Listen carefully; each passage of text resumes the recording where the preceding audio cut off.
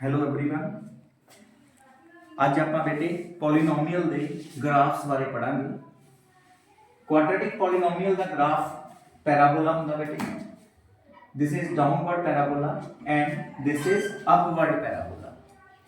So question is the graph of y equals to ax square plus bx plus c are given. Identify the signs of a comma b comma c. a b ਤੇ c ਦੇ ਆਪਾਂ ਬੇਟੇ ਜਿਹੜੇ sinus ਨੇ ਉਹ indicate ਕਰਦੇ ਆ। बहुत इंपॉर्टेंट क्वेश्चन है बेटे थोड़ी एग्जामिनेशन पॉइंट ऑफ व्यू तो सो जेकर बेटे डाउनवर्ड पैराबोला का ता इथे coefficient of x square means a is less than 0 means negative if the parabola is downward। if parabola is downward then a is negative, a is less than 0, and if parabola is upward, this is upward parabola, so a is positive means a is greater than 0। so बेटे एक चीज मैं ਤੁਹਾਨੂੰ ਦੱਸਦਾ, ਇੱਕ ਤਰ੍ਹਾਂ ਦੀ ਇਹ ਕੌਲੀ ਆ, ਬਾਉਲ ਕਹਿ ਲਓ ਜਾਂ ਕੌਲੀ ਕਹਿ ਲਓ। ਜੇਕਰ ਕੌਲੀ ਉੱਪਰ ਵਾਲਾ ਤਾਂ ਇਹਦੇ ਵਿੱਚ ਸਬਜ਼ੀ ਪਈ ਰਹੂਗੀ, ਡਿੱਗੂਗੀ ਨਹੀਂ, ਲਾਸ ਨਹੀਂ ਹੋਊਗਾ, ਮੀਨਸ a ਪੋਜ਼ਿਟਿਵ ਹੋ ਜਾਊਗਾ, a is greater than 0। ਪਰ ਜੇਕਰ ਕੌਲੀ ਪੁੱਠੀ ਹੋ ਜਾਵੇ, ਠੀਕ ਹੈ, ਮੁੱਢੀ ਹੋ ਜਾਵੇ ਤਾਂ ਕੀ ਹੋਊਗਾ, ਸਾਡੀ ਜਿਹੜੀ ਇਹ ਚ ਸਬਜ਼ੀ ਵਗੈਰਾ ਹੋਊਗੀ, ਕੁਝ ਵੀ ਹੋਊਗਾ ਉਹ ਥੱਲੇ ਗਿਰ ਜਾਊਗਾ, ਤਾਂ ਜਿਹੜਾ ਹੈਗਾ ਸਾਡਾ ਲਾਸ ਹੋ ਜਾਊਗਾ, ਤਾਂ a is less than 0 ਹੋ ਜਾਊਗਾ। ਸੋ ਬੇਟੇ a ਕਲੀਅਰ ਹੋ ਗਿਆ ਸਾਰਿਆਂ ਨੂੰ। ਜੇਕਰ ਡਾਊਨਵਰਡ ਪੈਰਾਬੋਲਾ ਦਾ ਤਾਂ a is less than 0, ਜੇ ਅਪਵਰਡ ਪੈਰਾਬੋਲਾ ਦਾ ਤਾਂ a is greater than 0। Now b ਬਾਅਦ ਚ ਪੜਾਂਗੇ ਬੇਟੇ ਆਪਾਂ, ਪਹਿਲਾਂ c ਚੈੱਕ ਕਰਦੇ ਹਾਂ। ਜੇਕਰ ਪੈਰਾਬੋਲਾ y ਐਕਸਿਸ ਨੂੰ positive direction of y axis वाल इंटरसेक्ट करदागा, कटदागा, then c is greater than 0। जे पैराबोला y एक्सिस नु नेगेटिव डायरेक्शन वाल कट करदागा ਤਾਂ c is less than 0। ਹੁਣ ਦੇਖੋ ਬੇਟੇ ਆ ਪੈਰਾਬੋਲਾ y एक्सिस ਨੂੰ ਪੋजिटिव डायरेक्शन ਵਾਲ ਕੱਟ ਕਰ ਰਿਹਾ ਹੈਗਾ, ਤਾਂ ਇੱਥੇ c ਕੀ ਹੋ ਜਾਊਗਾ, c is greater than 0। ਇਧਰ ਦੇਖੋ ਬੇਟੇ ਪੈਰਾਬੋਲਾ y एक्सिस ਨੂੰ 네ਗੇਟਿਵ डायरेक्शन ਵਾਲ ਕੱਟ ਕਰ ਰਿਹਾ ਹੈਗਾ, ਤਾਂ c ਦੀ ਵੈਲਿਊ ਹੋ ਜੂਗੀ ਲੈਸ ਦੈਨ 0। c ਦੀ ਵੈਲਿਊ ਕੀ ਹੋ ਜੂ ਬੇਟੇ, less than 0। Now b value of b coefficient of x। ਬੇਟੇ ਇਹਦੇ ਲਈ ਤੁਹਾਨੂੰ ਯਾਦ ਰੱਖਣਾ ਪੈਣਾਗਾ ਕਿ ਵਰਟੈਕਸ ਜਿਹੜੇ ਹੁੰਦੇ ਆ ਪੋਲੀਨੋਮੀਅਲ ਦੇ, ਉਹਦੇ ਕੋਆਰਡੀਨੇਟਸ ਹੁੰਦੇ ਆ -b/2a ਤੇ -d/4a। ਫਿਲਹਾਲ ਤੁਸੀਂ ਇਹ ਯਾਦ ਕਰ ਲਓ, +1 ਦੇ ਵਿੱਚ ਜਾ ਕੇ ਡਿਟੇਲ ਇਹਦੀ ਪੜਾਂਗੇ ਆਪਾਂ। ਸਾਨੂੰ ਇਹਦੀ ਵੀ ਇੰਨੀ ਜ਼ਰੂਰਤ ਨਹੀਂ ਹੈਗੀ ਬੇਟੇ, ਇਹਨੂੰ ਕੱਢ ਦੋ ਚਾਹੀਦੀ। ਇਹਦਾ x ਕੋਆਰਡੀਨੇਟ ਦੇਖਣਾ ਆਪਾਂ -b/2a। ਦੇਖੋ ਜਿਹੜਾ ਦਾ x ਕੋਆਰਡੀਨੇਟ ਹੈ ਬੇਟੇ ਉਹ ਫਰਸਟ ਕੁਆਡਰੈਂਟ ਦੇ ਵਿੱਚ ਲਾਈ ਕਰ ਰਿਹਾ ਹੈਗਾ, ਔਰ ਫਰਸਟ ਕੁਆਡਰੈਂਟ ਦੇ ਵਿੱਚ x ਕੀ ਹੁੰਦਾ ਬੇਟੇ, x abscissa is positive. First quadrant ਵਿੱਚ abscissa is positive minus -b/2a positive minus greater than 0, greater than 0। ਹੁਣ ਬੇਟੇ ਧਿਆਨ ਦਿਓ, ਇਹ ਇਨਇਕੁਐਲਿਟੀ ਦਾ ਸਮ ਆ ਗਿਆ, ਲੀਨੀਅਰ ਇਨਇਕੁਐਲਿਟੀ ਕਰੀਏ ਤੇ ਇਹ ਆਪਾਂ +1 ਦੇ ਵਿੱਚ ਜਾ ਕੇ ਪੜਾਂਗੇ। ਥੋੜਾ ਜਿਹਾ ਬੇਟੇ ਸਮਝ ਲਓ, ਅਗਰ ਆਪਾਂ ਸਾਈਨ ਇਦੋਂ ਕੱਟ ਰਹੇ ਹਾਂ ਤਾਂ ਬੇਟੇ ਦੂਸਰੇ ਪਾਸੇ ਜਦੋਂ ਜਾਵਾਂਗੇ ਤੇ ਇਹਦੀ ਇਨਇਕੁਐਲਿਟੀ ਜਿਹੜੀ ਹੈਗੀ ਆ ਚੇਂਜ ਹੋ ਜੂਗੀ, ਜਦੋਂ ਅਸੀਂ ਸਾਈਨ ਮਾਈਨਸ ਦਾ ਪੁੱਟ ਕਰੀਏ ਜਾਂ ਕੱਟੀਏ। ਤੇ ਇਹ ਨਹੀਂ ਹੈਗਾ ਵੀ ਕੋਈ ਫਰਕ ਨਹੀਂ ਪੈਂਦਾ, ਇਸ ਨੂੰ ਫਰਕ ਪੈ ਜਾਂਦਾ। ਚਲੋ ਮੈਂ ਤੁਹਾਨੂੰ ਐਗਜ਼ਾਮਪਲ ਦਿੰਦਾ। ਆਪਣੇ ਕੋਲੇ 7 ਇਜ਼ ਗ੍ਰੇਟਰ ਦੈਨ 4, ਆਪਾਂ ਨੂੰ ਪਤਾ 7 4 ਤੋਂ ਵੱਡਾ ਹੁੰਦਾਗਾ, ਪਰ ਜੇ ਮੈਂ ਦੋਨੇ ਪਾਸੇ ਬੇਟੇ ਮਾਈਨਸ ਦਾ ਸਾਈਨ ਪੁੱਟ ਕਰਦਾ ਤਾਂ ਸਾਨੂੰ ਹੁਣ ਇਹ ਪਤਾਗਾ ਕਿ -4 -7 ਤੋਂ ਵੱਡਾ ਹੋ ਗਿਆ, ਤੇ ਇਹਦੀ ਇਨਇਕੁਐਲਿਟੀ ਕੀ ਹੋਗੀ ਬੇਟੇ, ਚੇਂਜ ਹੋ ਗਈ। ਸਿਮਿਲਰਲੀ ਇੱਥੇ ਜੇ ਮੈਂ ਮਾਈਨਸ ਕੱਟਦਾ, ਸਪੋਜ਼ ਕਰ ਦੋ ਮੈਂ ਇੱਥੇ ਲਿਖਦਾ b/2a, ਤਾਂ ਬੇਟੇ ਇਨਇਕੁਐਲਿਟੀ ਚੇਂਜ ਹੋ ਜੂਗੀ, ਇਹ ਹੋ ਜੂ ਲੈਸ ਦੈਨ 0। ਸੋ 2 ਉਧਰ ਗਿਆ ਬੇਟੇ, ਇੱਕ ਚੀਜ਼ ਉਧਰ ਲੈ ਕੇ ਜਾ ਸਕਦੇ ਆਪਾਂ, b/a is less than 0। Now let's see what is the value of a। a is negative। a ਕੀ ਹੈ ਬੇਟੇ ਸਾਡੇ ਕੋਲੇ, ਦੇਖੋ a ਕੀ ਹੈ ਸਾਡੇ ਕੋਲੇ, 네ਗੇਟਿਵ ਆ। ਇਹ ਕੀ ਆ, 네ਗੇਟਿਵ। ਇਟ ਮੀਨਸ ਇਸ ਦੀ ਵੈਲਿਊ ਵੀ 네ਗੇਟਿਵ ਆ ਰਹੀ ਆ। ਹੁਣ ਇਹ ਵੈਲਿਊ 네ਗੇਟਿਵ ਕਦੋਂ ਬਣੂਗੀ, ਜੇਕਰ a 네ਗੇਟਿਵ ਆ ਤਾਂ b ਨੂੰ ਪੋਜ਼ਿਟਿਵ ਹੋਣਾ ਪਊਗਾ। ਜੇ a 네ਗੇਟਿਵ ਆ ਤਾਂ b ਨੂੰ ਪੋਜ਼ਿਟਿਵ ਹੋਣਾ ਪਊਗਾ, ਤਾਂ ਹੀ ਇਹਦੀ ਵੈਲਿਊ ਬੇਟੇ 네ਗੇਟਿਵ ਹੋਊਗੀ। this means b is less than 0। now b is greater than 0 because a is negative, so b must be positive, so b is greater than 0। so signs of a, b and c are a is less than 0, c is greater than 0 and b is also greater than 0। now vertex of this parabola is minus b upon 2a comma minus d upon 4a। ਇਹ ਜਿਹੜਾ x coordinate ਆ ਬੇਟੇ ਉਹ fourth quadrant ਦੇ ਵਿੱਚ ਲਾਈ ਕਰ ਰਿਹਾ ਹੈਗਾ। fourth quadrant ਦੇ ਵਿੱਚ x ਕੀ ਹੁੰਦਾ ਬੇਟੇ ਪੋਜ਼ਿਟਿਵ ਹੁੰਦਾ। x ਕੀ ਹੁੰਦਾਗਾ positive means minus b upon 2a is positive greater than 0। minus b upon 2a is greater than 0। so b upon 2a is less than 0 क्योंकि बेटा ਆਪਾਂ साइन ਕੱਟਤਾ ਇਹਦਾ ਤਾਂ b upon 2a is less than 0 जो equality change हो जाएगी। then b upon a is also less than 0। now let's check a is positive here। a ਕੀ ਹੈ ਬੇਟੇ positive it means a the value negative ਆ ਰਹੀ ਹੈ। ਇਹਦੀ value ਕੀ ਆ ਰਹੀ ਹੈ ਬੇਟੇ 네ਗੇਟਿਵ ਬਟ a ਕੀ ਆ ਪੋਜ਼ਿਟਿਵ ਆ।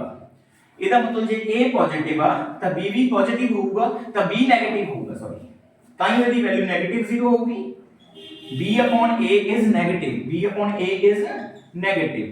ਹੁਣ 네ਗੇਟਿਵ ਕਦੋਂ ਹੁੰਦਾ ਬੇਟੇ ਜਦੋਂ ਦੋਵਾਂ ਵਿੱਚੋਂ ਇੱਕ 네ਗੇਟਿਵ ਹੋਵੇ। ਸੋ ਇੱਥੇ ਅਸੀਂ ਦੇਖ ਰਹੇ ਹਾਂ ਬੇਟੇ a ਤਾਂ ਪੋਜ਼ਿਟਿਵ ਆ a ਕੀ ਆ ਪੋਜ਼ਿਟਿਵ ਤਾਂ b ਨੂੰ ਕੀ ਹੋਣਾ ਪਊਗਾ ਤਾਂ b ਨੂੰ ਕੀ ਹੋਣਾ ਪਊਗਾ 네ਗੇਟਿਵ ਹੋਣਾ ਪਊਗਾ। ਸੋ b is less than 0 b is less than 0। ਸੋ ਤੁਹਾਨੂੰ ਬੇਟੇ ਗ੍ਰਾਫਸ ਪਤਾ ਲੱਗ ਗਏ ਹੋਣਗੇ ਕਾਫੀ ਇੰਪੋਰਟੈਂਟ ਨੇ ਬੇਟੇ। ਨੈਕਸਟ ਜਿਹੜਾ ਟੌਪਿਕ ਆ ਮੈਂ ਐਕਸਰਸਾਈਜ਼ ਸਟਾਰਟ ਕਰਨ ਲੱਗੇ ਹਾਂ ਪੈਰਾਬੋਲਾ polynomial exercise 2.1 exercise 2.1।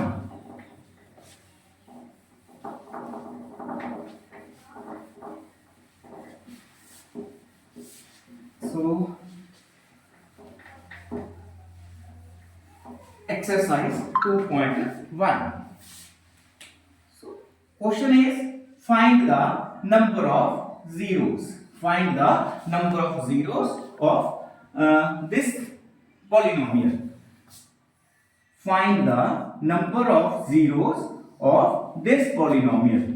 find the number of zeros of this polynomial। ठीक है this polynomial is y equals to f of x। so बेटे ਜਦੋਂ ਵੀ ਆਪਾਂ ਨੰਬਰ ਆਫ ਜ਼ੀਰੋਜ਼ ਦੱਸਨੇ ਆ ਗ੍ਰਾਫ ਨੂੰ ਦੇਖ ਕੇ ਤਾਂ ਆਪਾਂ ਇਹ ਦੇਖਣਾਗਾ ਕਿ ਜਿਹੜਾ ਸਾਡਾ ਗ੍ਰਾਫ ਆ ਉਹ x ਐਕਸਿਸ ਨੂੰ ਕਿੰਨੇ ਪੁਆਇੰਟਸ ਤੇ ਇੰਟਰਸੈਕਟ ਕਰਦਾਗਾ। ਦੇਖੋ ਇਹ ਵਾਲਾ ਗ੍ਰਾਫ ਆ ਜਿਹੜਾ x ਐਕਸਿਸ ਨੂੰ ਸਿਰਫ ਇੱਕ ਪੁਆਇੰਟ ਤੇ ਇੰਟਰਸੈਕਟ ਕਰ ਰਿਹਾ ਹੈਗਾ। ਸੋ ਨੰਬਰ ਆਫ ਜ਼ੀਰੋਜ਼ ਕਿੰਨੇ ਹੋ ਜਾਣਗੇ ਬੇਟੇ 1 ਆਪਾਂ ਲਿਖਾਂਗੇ ਨੰਬਰ ਆਫ ਜ਼ੀਰੋਜ਼ ਇਜ਼ 1। ਇਹ ਵਾਲਾ ਗ੍ਰਾਫ ਦੇਖਾਂਗਾ x ਐਕਸਿਸ ਨੂੰ ਕਿੰਨੇ ਪੁਆਇੰਟ ਤੇ ਇੰਟਰਸੈਕਟ ਕਰਦਾਗਾ। ਦੇਖੋ 1 2 ਐਂਡ 3 ਇਹ ਗ੍ਰਾਫ ਜਿਹੜਾ ਹੈਗਾ x ਐਕਸਿਸ ਨੂੰ ਕਿੰਨੇ ਪੁਆਇੰਟ ਤੇ ਇੰਟਰਸੈਕਟ ਕਰਦਾਗਾ 3 ਪੁਆਇੰਟਸ ਤੇ। ਸੋ ਨੰਬਰ ਆਫ ਜ਼ੀਰੋਜ਼ ਇਹਦੇ ਕਿੰਨੇ ਜਾਣਗੇ ਬੇਟੇ 3 ਹੋ ਜਾਣਗੇ। ਇਹ ਵਾਲਾ ਗ੍ਰਾਫ x ਐਕਸਿਸ ਨੂੰ ਇੰਟਰਸੈਕਟ ਨਹੀਂ ਕਰ ਰਿਹਾ ਇਹਦਾ ਮਤਲਬ ਇਹਦੇ number of zeros is 0 number of zeros are 0। So this is exercise 2.1। Now next exercise is 2.2।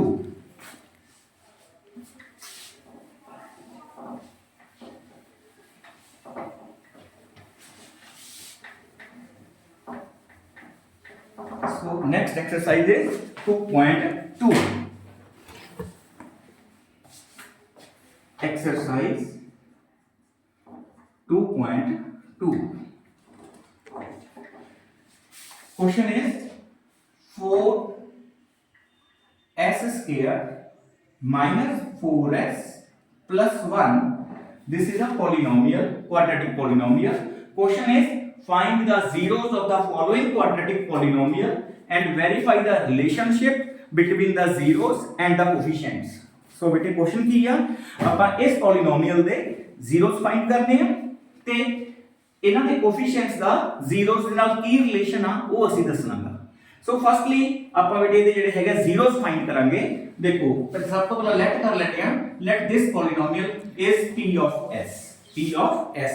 firstly we factorize this polynomial। so factors ਕਰਨ ਲਈ ਬੇਟੇ ਸਾਨੂੰ ਇੱਕ ਪ੍ਰੋਡਕਟ ਚਾਹੀਦਾ ਇੱਕ ਪਲੱਸ ਔਰ ਮਾਈਨਸ ਕਰਕੇ ਦੇਖੋ ਕਿੰਨਾ ਚਾਹੀਦਾ। ਪ੍ਰੋਡਕਟ ਕਿੰਨਾ ਦੀ ਚਾਰਨੀ ਕਰਨੀ ਹੈ ਬੇਟੇ s square the coefficient and constant term 4 into 1 4 into 1 means 4 plus और माइनस करके -4 मतलब कोएफिशिएंट ऑफ s ਇਹ ਚਾਹੀਦਾ। ਹੁਣ ਬੇਟੇ ਆਪਾਂ ਦੋ ਨੰਬਰਸ ਸੋਚਨੇ ਆ ਜਦੋਂ ਆਪਾਂ ਮਲਟੀਪਲਾਈ ਕਰੀਏ ਤਾਂ 4 ਆਵੇ। ਸੋ ਸਾਨੂੰ ਪਤਾਗਾ ਕਿ ਉਹ 2 ਐਂਡ 2 ਹੋ ਸਕਦੇ ਆ ਜਾਂ 4 and 1 भी हो सकती है, 4 1 जा 4, 2 2 जा 4. So let's see 2 देखो 2 plus 2 सम करके सम होने वाला आंसर मिल गया। इतने बेटे ਤੁਸੀਂ आंसर लिख लिया करो।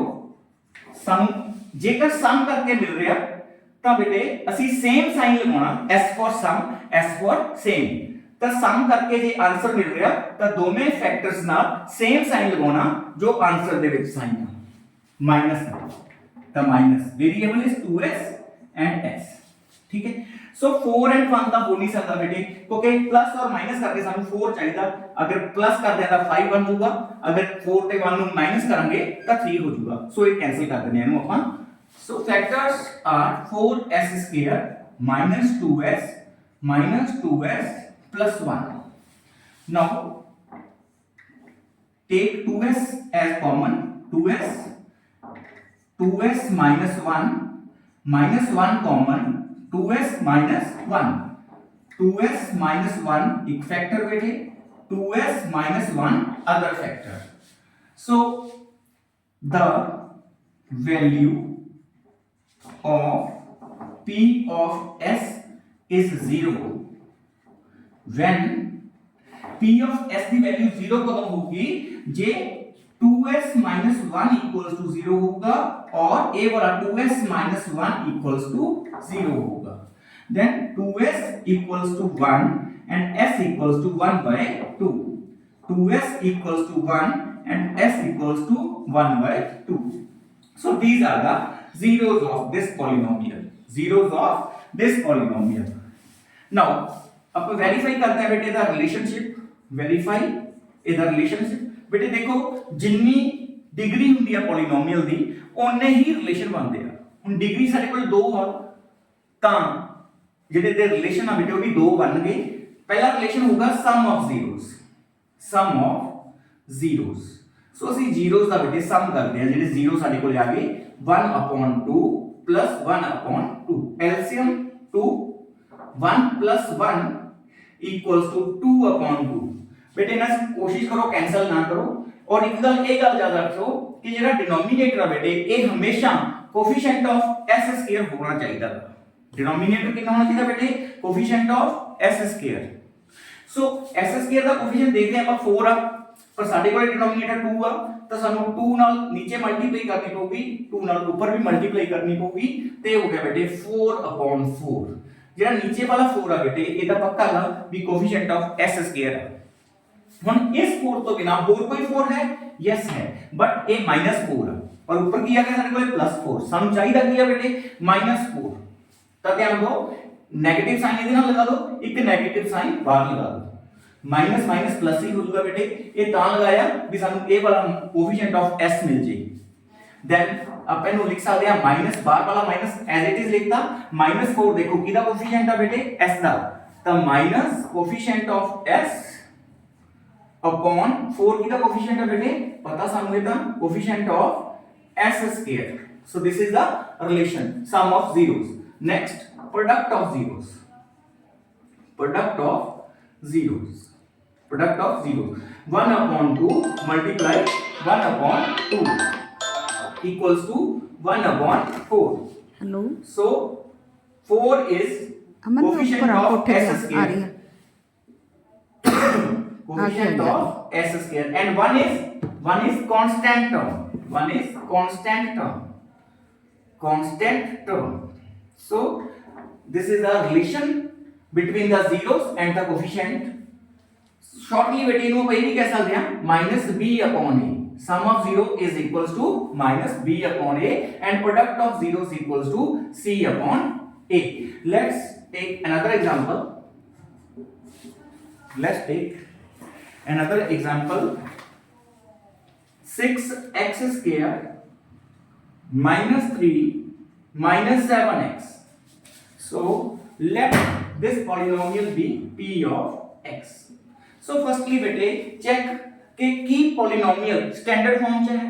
standard form की ਹੁੰਦੀ ਹੈ बेटे सब तो पहला x square होना चाहिए ਸਾਡੇ ਕੋਲੇ, फिर x वाली टर्म होनी चाहिए और लास्ट ਤੇ कांस्टेंट टर्म होनी चाहिए। पर बेटे स्टैंडर्ड फॉर्म ਚ ਨਹੀਂ ਹੈਗਾ। सब ਤੋਂ ਪਹਿਲਾਂ ਅਸੀਂ ਇਹਨੂੰ ਇੱਕ ਸਟੈਂਡਰਡ ਫਾਰਮ ਦੇ ਵਿੱਚ ਕਨਵਰਟ ਕਰ ਦਾਂਗੇ। 6x² -7x -3।